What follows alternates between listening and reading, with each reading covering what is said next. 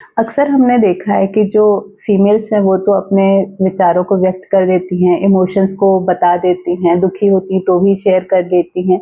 लेकिन जो आदमी होता है वो बहुत कम अपने इमोशंस को व्यक्त करता है।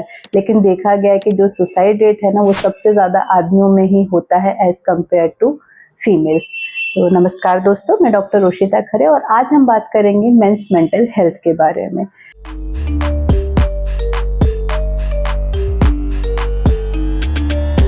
तो सबसे पहले इसमें मैं चाहूँगी एक चीज़ पे आप लोग को बताऊँ, जो मिथ है, हम अक्सर बोलते हैं मर्द को दर्द नहीं होता, ऐसा नहीं है। आदमी भी तकलीफ़ में आ सकता है। हम अक्सर बोलते हैं आदमियों से, अरे तुम कैसे रो सकते हो, तुम्हें कैसे तकलीफ़ हो सकती, तुम तो घर का स्तंभ हो, you are the man of the house, तुम्हें तकलीफ़ नहीं होनी चाहिए। बट ये मिथ है, ऐसा नहीं होता है। जो मेंटल हेल्थ इश्यूज़ हैं वो किसी को भी हो सकते हैं, वो जेंडर बायस नहीं होते हैं। जैसे कि औरतों को होते हैं वैसे आदमियों को भी हो सकते हैं। और अगर हम ऐसे उनके इमोशंस दबाएंगे तो वो एक सोडा बॉटल की तरह हो जाता है कि धीरे धीरे वो भरता जाता है और एक दिन वो फूटता है बुरी तरह से। अगर बात करें लक्षण क्या होते हैं, जब मेंस की बात करें, उनके साइकेट्रिक इश्यूज क्या क्या हो सकते हैं, तो बहुत कॉमन जो है इरिटेशन बहुत कॉमन होता है। ऑफिस से आए या कहीं से आए तो गुस्सा आना, घर पे लोगों पे चिल्लाना, तो ये उनका major symptom as compare to low mood.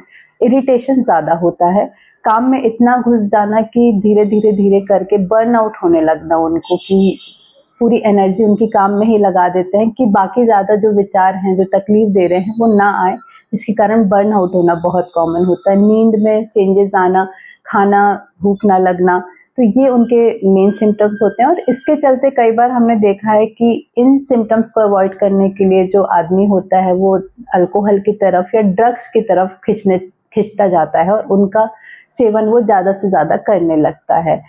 लेकिन हमें इस चीज़ का ध्यान रखना है, हमें वार्निंग साइंस का ध्यान रखना है, क्योंकि धीरे धीरे ये एंग्जाइटी पैनिक अटैक्स में बदल जाती है।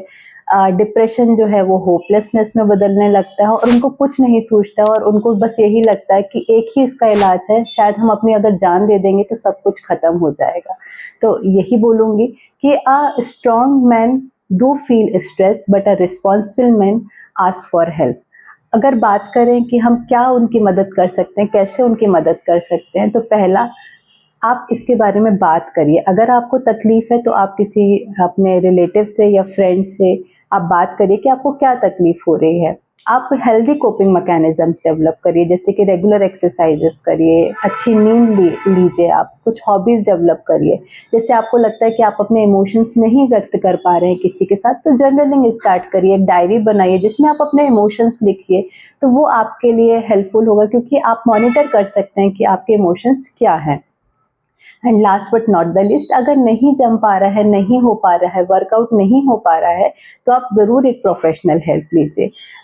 यही कहूँगी कि जैसे औरतों को तकलीफ़ होती है वैसे आदमियों को भी तकलीफ़ होती है। और अगर आप किसी इंसान को जानते हैं या आपको खुद ऐसी तकलीफ़ हो रही है कि आपको लग रहा है कि अब इसका कोई भी निजात नहीं है, कोई भी सॉल्यूशन नहीं है, तो help is always available and we are here to help you. नमस्कार।